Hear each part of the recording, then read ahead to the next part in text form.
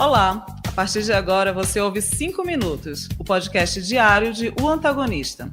Eu sou Júlia Schiafarino e te conto o que acontece de mais importante na política, na economia e onde mais houver notícia. Desde o início do dia, o Antagonista mantém você bem informado. Muito bom dia! Hoje é quarta-feira, dia 17 de abril.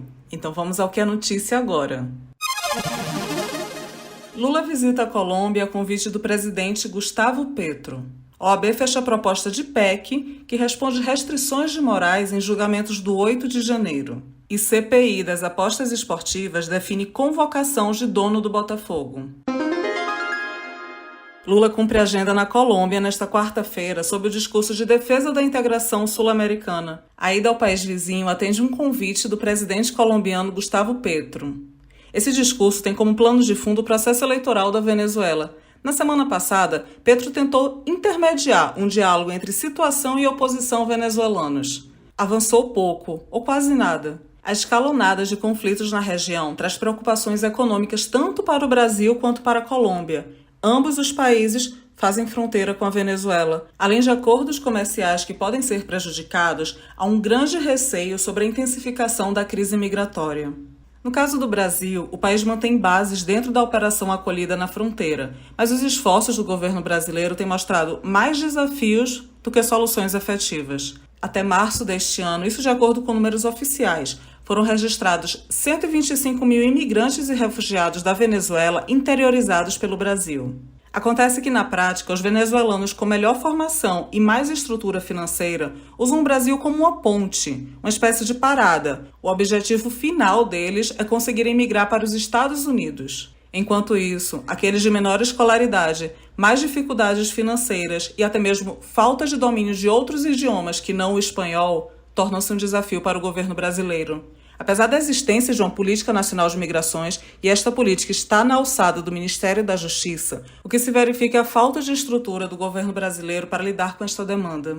E o resultado é um subgrupo de marginalizados, sujeitos a situações de trabalho análogas à escravidão ou mesmo ao crime. Além da questão migratória, que é seríssima, tem um outro assunto no radar da conversa entre Lula e Petro: Israel. E é sobre isso que Gui Mendes, repórter da Cruzoé, fala agora com a gente. Bom dia, Gui. Olá, Júlia. Olá a todos do podcast 5 Minutos. Júlia, é verdade. Além do assunto das eleições venezuelanas de julho, aí, que é um assunto que une tanto Lula quanto Petro, porque a Venezuela é um país vizinho aos dois países, né? Tem a questão de Israel, porque Petro e o petista eles estão alinhados pelas razões erradas, digamos assim. Tanto Lula quanto o Petro já fizeram críticas bastante ácidas, bastante diretas a Israel. O presidente colombiano já ameaçou cortar relações com o país, já acusou Israel de genocídio, e o Lula também, né? Basta a gente lembrar da viagem dele para a África, quando, em uma coletiva de imprensa na Etiópia, ele comparou o que acontecia na faixa de Gaza com um genocídio. E também, né, é importante lembrar daquela fala politicamente desastrosa para o Lula, que ele comparou o que estava acontecendo com o Holocausto, né? Então, assim, juntar os dois e juntar o Lula numa viagem internacional é sempre um motivo de alguma apreensão, principalmente quando os dois têm esse discurso tão alinhado, né? O Lula vai ficar aí 2 dias na Colômbia, tanto esteve nessa terça-feira, quando ele chegou, quanto nessa quarta-feira. O Lula tem uma série de agendas, vai participar da Feira do Livro de Bogotá, junto com a ministra da Cultura, Margareth Menezes, e aguardar para ver se o assunto Israel vai brotar em uma das conversas, ou pelo menos a coletiva de imprensa. É isso, um abraço e um beijo a todos os 5 minutos.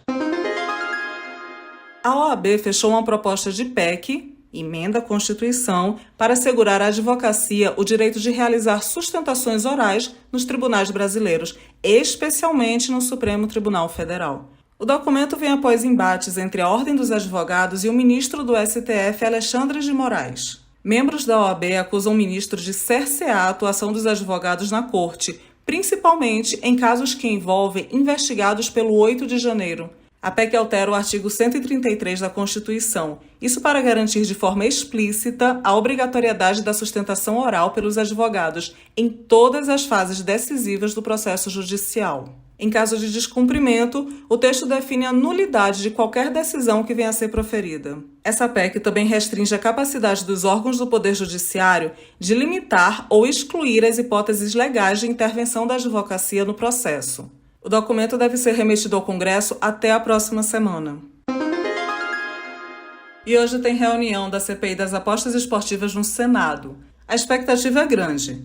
A comissão vota o plano de trabalho e também deve definir a data para a convocação do dono da SAF do Botafogo, João Testor. Na semana passada, Testor entregou à Polícia Civil do Rio de Janeiro documentos que, de acordo com ele, comprovariam a manipulação de resultados de campeonatos do futebol brasileiro. Ele alega que as 2 últimas edições do Campeonato Brasileiro, que foram vencidas pelo Palmeiras, tiveram manipulação de resultados. E é justamente isso que a CPI quer saber. Você ouviu 5 Minutos, o podcast diário de O Antagonista.